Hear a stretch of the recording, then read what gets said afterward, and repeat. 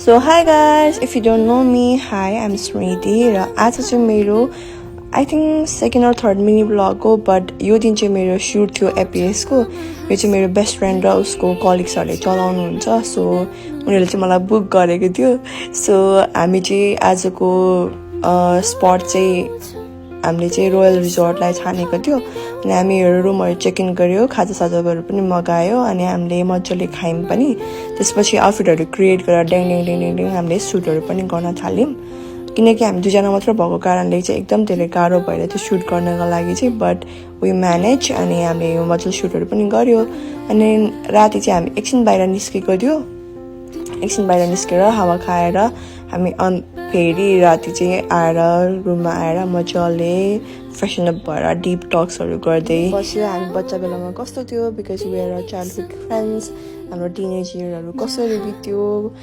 के भयो सब कुराहरु शेयर गर्दै हामी मजाले बस्यौं and I people are dreaming about this kind of friendship and I have it and I am so grateful and happy that we are still together stronger than ever जति बाजे पनि जति झगडा गरे पनि लास्टमा दुई जना एकसाथ भइहाल्ने हो सो